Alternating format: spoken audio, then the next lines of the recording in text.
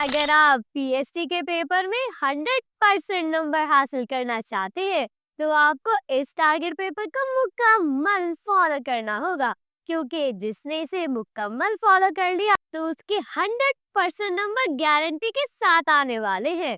तो आप सबके भरपूर इसरार पर आज मैं आप लोगों के साथ क्लास 10 पीएचडी का 2026 का एक शानदार टारगेट पेपर शेयर करने जा रही हूँ और इसके एग्जाम में आने के चांसेस 100% है। इसीलिए आप बगैर किसी डर या परेशानी के इस टारगेट पेपर को मुकम्मल फॉलो कर सकते हैं। तो चले सबसे पहले बगैर वक्त को जाया किए हम टारगेट पेपर की तरफ चलते हैं। तो ये है आप लोगों के पास क्लास 10 पीएचडी का टारगेट पेपर जो कि 2026 के एग्जाम के लिए है। आपका ये जो पेपर होता है ये टोटल 75 नंबर्स का होता है और इसके लिए आपको तकरीबन 2.5 घंटे दिए जाते हैं। इन्हीं घंटे के अंदर अंदर आपने अपने पेपर को कंप्लीट करना होता है। तो सबसे पहले बात करते हैं हम हिस्सा अलिफ की। हिस्से अलिफ के अंदर आपको दिए जाएंगे कसीरुल इंतखाबी सवालात यानी कि एमसीक्यूज।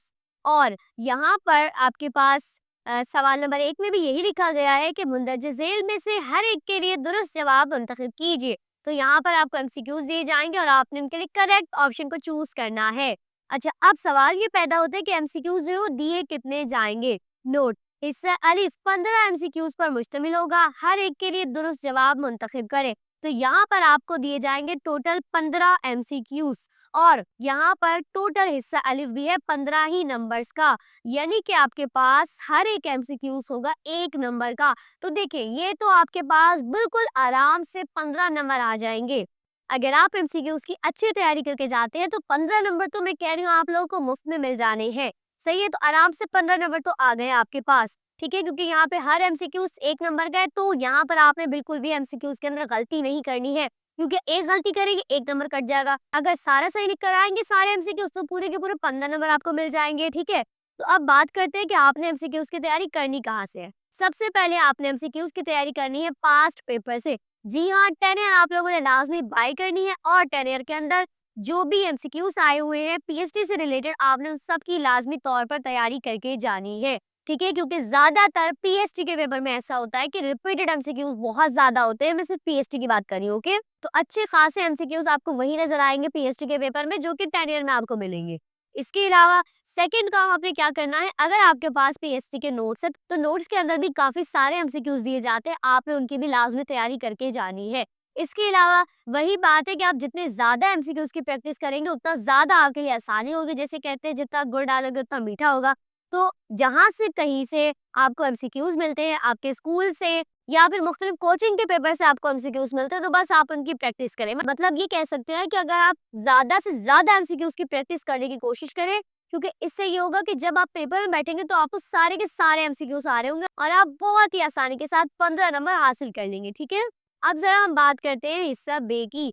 तो हिस्सा बे आप लोगों के पास है मुख्तसर जवाब के सवालात। अब यहाँ पर आपको दिए जाएंगे शॉर्ट आंसर क्वेश्चन। और अब जरा देखते हैं सवाल नंबर 2, इसके अंदर है मुंदरजा झेल सिर्फ 6 सवालात के मुख्तसर जवाबात तहरीर करें। देखिए यहाँ पर आपको क्या करना होगा, शॉर्ट के अंदर सिर्फ और सिर्फ आपने 6 सवालात के जवाबात देने होंगे। ठीक है, तो 6 सवालात है शॉर्ट के अंदर। अब बात ही करते हैं कि आपको दिए कितने जाएंगे। तो ये तकरीबन आई थिंक आपको 10 या फिर 9 सवाल दिए जाएंगे जिसमें से आपने 6 करने हैं। तो तकरीबन आपके पास 3 से 4 सवाल की लाजमी चॉइस आ जाएगी। ठीक है, तो 9 से 10 सवाल आपको दिए जाएंगे और आपने उसमें से 6 सवाल करने हैं शॉर्ट में।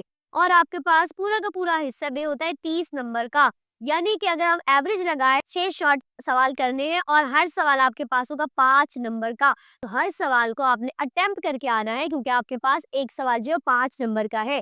अब मैं आपको बताती हूँ कि आपने किन किन सवालात की तैयारी करके जानी है, क्योंकि अगर आप सिर्फ और सिर्फ इन सवालात की तैयारी करके चले गए तो फिर आपको फिक्र करने की कोई जरूरत नहीं है। इंशाल्लाह इंशाल्लाह इसी के अंदर से ही सारा पेपर आएगा। अब जरा चलते हैं हम सवाल नंबर 1 की तरफ। तो सबसे पहला सवाल जिसकी आपने तैयारी करके जानी है वो है ऑल इंडिया मुस्लिम लीग के बुनियादी मकासद बयान करें। ये सवाल जो है मोस्ट इम्पॉर्टेंट आपके पास है और ये आपके पास आई थिंक दूसरे चैप्टर के अंदर से, और आपने सिर्फ इसके मकासद बताने हैं। बुक के अंदर आपको आराम से दिए गए होंगे 3 से 4 ही मकासद आपने बयान करने हैं। ठीक है, प्रॉपर हेडिंग डाल के आपने हर सवाल को अटेम्प्ट करना है। इसके अलावा दूसरा सवाल आपके पास है, कायदे-आज़म के 14 नुकात में से कोई 5 नुकात तहरीर कीजिए। ये भी काफ़ी इम्पोर्टेंट सवाल है, कायदे-आज़म के नुकात वाला लाज़मी तौर पर इसकी तैयारी करके जानी है आपने, ठीक है? ये भी आपको दूसरे चैप्टर के अंदर से मिल जाएगा, ठीक है? सिर्फ़ 5 नुकात ही कर लीजिएगा कायदे-आज़म के, जो भी आपको आसान लगे 14 में से। नेक्स्ट क्वेश्चन आपके पास है, ई-तिजारत के कोई 5 इस्तेमालात लिखें।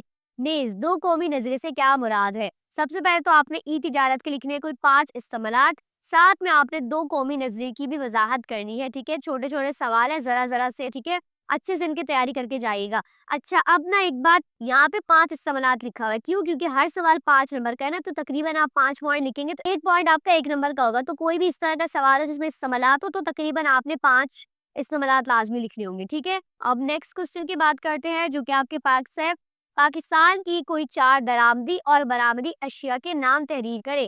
अच्छा, इसके अंदर भी आपने क्या करना है और कुछ नहीं करना, देखिए बहुत आसान होती है पीएसटी, पीएसटी का पेपर भी आसान होता है। सिर्फ नाम बताने हैं, कोई 4 दरामदी अशिया के या 4 बरामदी अशिया के, सिर्फ नाम लिखने हैं और कुछ नहीं लिखना है, ठीक है? इसके अलावा नेक्स्ट क्वेश्चन आपके पास है, 3 जून प्लान या तहरीके पाकिस्तान में सिंध के किरदार पर 3 जुमले लिखे, ठीक है? ये आपके पास है, सबसे पहला तो है 3 जून प्लान, ये तकरीबन 3-4 पॉइंट का आपके पास मौजूद है। इसके अलावा तहरीके पाकिस्तान में आपने सिंध का किरदार बताना है, इसमें तकरीबन आपने 3 जुमले लिखने हैं, ठीक है? सो ये भी बहुत छोटे-छोटे से बहुत ही आसान सवाल आपके पास मौजूद है। नेक्स्ट क्वेश्चन आपके पास है, पाकिस्तान में खुशहाली लाने के लिए पाकिस्तानियों के किरदार पर 3 जुमले लिखें, ठीक है? ये सवाल भी काफ़ी इंपॉर्टेंट है और बस आपने इसमें 3 लाइन्स लिखनी है, 3 जुमले लिखने हैं और हेडिंग डाल के प्रॉपर इस सवाल को आपने अटेम्प्ट करना है, क्योंकि ये काफ़ी इंपॉर्टेंट क्वेश्चन है। इसके अलावा नेक्स्ट आपके पास है, जंगलात की अहमियत और 5 फ़वाइद तहरीर कीजिए। सबसे पहले तो आपने जंगलात की अहमियत बतानी है कि हमारी ज़िंदगी में जंगलात की क्या अहमियत है और साथ में कोई 5 फ़वाइद आपने बताने हैं। ये सवाल अलग-अलग भी आ सकता है, इकट्ठा भी आ सकता है। इसके अलावा आपने बताने हैं फ़राइज़ी तहरीक के कोई 3 मकासद। मोस्ट इम्पोर्टेंट आपके पास ये सवाल है, लाज़मी तौर पर आपने फ़राइज़ी तहरीक के कोई 3 मकासद को याद करके जाना है, ये आपको दूसरे चैप्टर के अंदर से मिल जाएगा, ठीक है? अब ज़रा हम बढ़ते हैं नेक्स्ट क्वेश्चन की तरफ। तो नेक्स्ट क्वेश्चन आपके पास है, पाकिस्तान की मईशत में ज़राअत की अहमियत बयान कीजिए। सही, काफ़ी काफ़ी ज़्यादा इम्पोर्टेंट क्वेश्चन आपके पास है, लाज़मी तैयारी करके जानी है, प्रॉपर हेडिंग डाल के, साफ-सुथरी राइटिंग के साथ, बहुत प्यारी सी प्रेज़ेंटेशन के साथ आपने इन सवालात को अटेम्प्ट करके आना है, ठीक है? नेक्स्ट आपके पास है, कौमी किरदार की तामीर में नज़रिए का क्या मकाम होता है? पहले चैप्टर का सवाल है, काफ़ी इम्पोर्टेंट है, ठीक है? हेडिंग्स आपको सारी बुक से मिल जाएगी या नोट्स वगैरह से। नेक्स्ट है, करारदादे पाकिस्तान या करारदादे मकासद पर 3 जुमले लिखे। ये दोनों इंपॉर्टेंट है, करारदादे पाकिस्तान भी, ठीक है? और साथ में करारदादे मकासद, दोनों ही बहुत छोटे-छोटे सवालात हैं, बहुत ही आसान से हैं, तो इनकी भी लाज़मी तैयारी करके जानी है। इसके अलावा नेक्स्ट क्वेश्चन आपके पास है, पाकिस्तान में ख्वानगी की शरह किस हालत में है? चंद जुमलों में बयान करें। ये भी काफ़ी इंपॉर्टेंट सवाल है, ठीक है? इसके अलावा नेक्स्ट आपके पास है, पाकिस्तान में एटमी यानी कि न्यूक्लियाई तवानाई पर 3 जुमले तहरीर करें। ठीक है, आपने एटमी तवानाई या न्यूक्लियाई तवानाई पर 3 जुमले बताने हैं, ठीक है? कोई भी इनके बारे में पॉइंट्स आपने याद करके लाज़मी जाने हैं। नेक्स्ट है, माहौलियाती आलूदगी क्या है? नेज़ माहौलियाती आलूदगी के 4 असबाब लिखे, ठीक है? इसमें सबसे पहले माहौलियाती आलूदगी को बताएँगे, उसके बाद कोई भी 4 आपने वजह बता देंगे जो माहौलियाती आलूदगी का सबब बनती है। और अब ज़रा हम बढ़ते हैं नेक्स्ट क्वेश्चन की तरफ। तो जो नेक्स्ट क्वेश्चन है आपके पास वो है, पाकिस्तान की आबादी की 3 खुसूसियात लिखे। नेज़ बढ़ती हुई आबादी के 3 असबाब बयान करें, ठीक है? सबसे पहले तो आपने लिखनी है पाकिस्तान की आबादी की कोई 3 खुसूसियात, ठीक है? पॉइंट्स की शक्ल में ये सवाल आपने लिखना है, उसके बाद आपने बताना है बढ़ती हुई आबादी की वजूहात। तो ये भी आपने तकरीबन, मैं कहूँ तो इस साल को भी आप पॉइंट्स की शक्ल में लिखेंगे, कोई 3 असबाब लिख दिएगा बस, ठीक है? तो 3 लाइन्स आपकी आराम से हो जाएंगी। इसके अलावा नेक्स्ट आपके पास है, पाकिस्तान में शहरियों के कोई 5 फ़राइज़ लिखे। नेज़ ज़िंदगी में एतदाल पसंदी पर 5 जुमले लिखे। मोस्ट इंपॉर्टेंट क्वेश्चन है, पाकिस्तान में आपने शहरियों के कोई 5 फ़राइज़ लिखने हैं, पॉइंट की शक्ल में इस सवाल को आपने लिखना है और साथ में आपने बताना है ज़िंदगी में एतदाल पसंदी क्यों ज़रूरी है, तो इस पर भी आपने 5 जुमले लिखने हैं। नेक्स्ट क्वेश्चन है आपके पास, सनअतों के मसाइल और पाकिस्तान में सनअती तरक्की के लिए उठाए गए 5 इक़दामात तहरीर करें। सबसे पहले तो इंडस्ट्रीज़ वगैरह जो है, सनअतें, उनके जो मसले मसाइल होते हैं आपने उनको बताना है और साथ में आपने ये बताना है कि उनकी तरक्की के लिए कौन से इक़दामात उठाने चाहिए, ठीक है? काफ़ी इंपॉर्टेंट है ये भी। इसके अलावा नेक्स्ट आपके पास है, सकाफ़त की तारीफ़ कीजिए और पाकिस्तान की सकाफ़त की कोई 3 खुसूसियात लिखें। सबसे पहले तो हेडिंग डाल के आपने सकाफ़त की तारीफ़ करनी है, उसके बाद फिर आपने कोई 3 खुसूसियात बतानी है, पॉइंट्स की शक्ल में लिखिएगा इस आंसर को, ठीक है?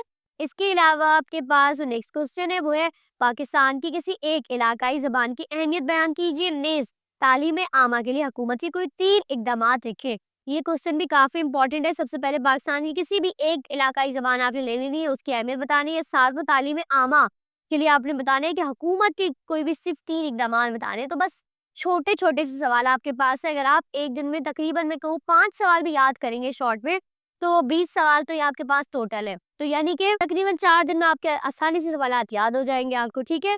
इसके अलावा नेक्स्ट क्वेश्चन आपके पास है पाकिस्तान में मनाए जाने वाले त्योहारों पर 5 जुमले लिखिए। देखिए कितना आसान सा सवाल है, आपने बताना है पाकिस्तान में जो त्योहार मनाए जाते हैं, ठीक है? उसमें 5 जुमले आपने लिखने हैं। इसके अलावा आपने बताना है पाकिस्तान के कोई भी जो 4 सूफियाए कराम है, उनके सिर्फ नाम और साथ में उनका ताल्लुक कहाँ से, बस। नाम लिखें, साथ में उसका ताल्लुक, बस, और कुछ नहीं लिखना है, ठीक है?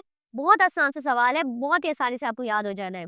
इसके अलावा लास्ट क्वेश्चन आपके पास है पाकिस्तान की अहम सनतों, सहराओं और हमसाया ममालिक के नाम। अब देखिए, सबसे पहला काम आपने याद रखनी है, पाकिस्तान की जो अहम सनतें हैं उनके नाम बताने हैं। इसके अलावा पाकिस्तान में जो सहरा मौजूद है उनके नाम, या फिर पाकिस्तान के जो करीबी ममालिक है यानी कि हमसाए ममालिक है उनके नाम। तो ये सिर्फ नाम याद करने हैं, ठीक है? तो इनमें से ये सवाल इकट्ठा नहीं आता, अलग-अलग करके आ जाता है, ठीक है? कभी आपसे या तो सनतों के नाम पूछ लेंगे, या हमसाए ममालिक के, या सहराओं के, ठीक है? तो बस कुछ नहीं याद करना आपने, कोई बड़ी-बड़ी हेडिंग्स याद नहीं करने, सिर्फ नाम याद करने, इनफ, और कुछ नहीं याद करना, ठीक है? और ये नाम तो ऐसे होंगे जैसे कि अगर आप पढ़ भी लेंगे ना तो ये आपको याद हो जाएगा, इतनी ज़्यादा मेहनत आपको नहीं करनी पड़ेगी। अच्छा, इसके अलावा आपने बताना है पाकिस्तान की कुछ मादनियात के नाम और साथ में उनके इस्तेमालात। इस्तेमालात आपने सिर्फ मादनियात वालों के बताने हैं, इन बाकी की सारी चीज़ों के नहीं बताने हैं, ठीक है? सो इन जो स्टार्टिंग के सारे पॉइंट्स हैं, जैसे कि सनतें हैं, सहरा है, हमसाए ममालिक, इन सब के नाम बताने हैं, ठीक है? इनके कोई इस्तेमालात नहीं लिखने आपने, ओके? लेकिन जब आप मादनियात के नाम लिखेंगे तो उसके साथ आपने उसके इस्तेमालात भी याद करने हैं, ठीक है? तो ये था आप लोगों के पास कुछ क्वेश्चन, तो इनकी अगर आप तैयारी कर लेंगे इंशाल्लाह इंशाल्लाह 100% गारंटी आपको मेरी तरफ से कि आपके बहुत अच्छे नंबर्स आएंगे। इसके अलावा वो स्टूडेंट जो कि मेरे चैनल के ऊपर पहली बार आ रहे हैं और वो कंफ्यूजन का शिकार है कि क्या वो मेरे टारगेट पेपर को फॉलो करें या नहीं, तो मैं आपको बताती चलूँ कि आपको मेरे चैनल के ऊपर पिछले साल के टारगेट पेपर भी मिल जाएंगे, जिनको देखकर आप ये अंदाजा लगा सकते हैं कि मेरे टारगेट पेपर हर सब्जेक्ट में कितने परसेंट लगे हैं, ताकि आप बिल्कुल कॉन्फिडेंट होकर तैयारी कर सके। और इसके अलावा पेपर के बाद मैंने वीडियोस भी बनाई हुई है कि मेरे पेपर कितने परसेंट हिट हुए, तो आप मैच भी कर सकते हैं। और एक बहुत ही इम्पोर्टेंट बात कि जिन स्टूडेंट ने पीएचडी का पेपर जो है वो इंग्लिश के अंदर देना है, उनके लिए ना मैं इसी पेपर का इंग्लिश वर्जन भी बना रही हूँ, लेकिन वो पेड वर्जन होगा, क्योंकि उर्दू वाला पेपर तो मैं खुद तैयार करती हूँ, लेकिन इंग्लिश वर्जन मुझे किसी से बनवाना पड़ता है और जाहिर सी बात है फिर मुझे उसको पेमेंट करनी पड़ती है। इसीलिए आपको इंग्लिश वर्जन को परचेज करना होगा। अलबत्ता मैंने काफ़ी कोशिश की है कि इसकी अमाउंट बहुत ही कम रखूँ, क्योंकि अभी मुझे आप लोगों के बाकी के सारे सब्जेक्ट के टारगेट पेपर्स भी तो बनाने हैं ना।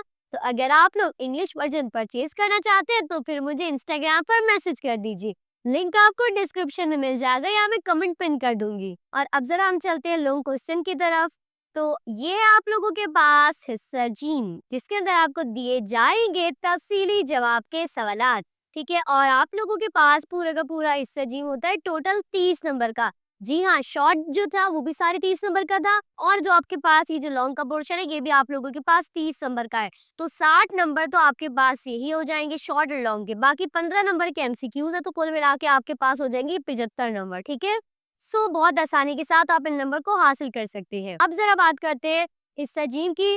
मुंदरजा झेल में से किसी 30 सवालात के जवाब तहरीर कीजिए। अब यहाँ पर आपको देने हैं टोटल 3 सवालात के जवाब। देखिए अब है भी, देखिए 3 सवाल करने हैं, है भी 30 नंबर के, यानी कि आपके पास एक सवाल हुआ 10 नंबर का, ठीक है? तो एक सवाल मोस्ट इंपॉर्टेंट है, प्रॉपर हेडिंग्स के साथ, साफ सुथरी राइटिंग के साथ आपने इस पेपर को अटेम्प्ट करके आना है, ठीक है? सो लॉन्ग के अंदर आपने करने हैं सिर्फ और सिर्फ 3 सवाल।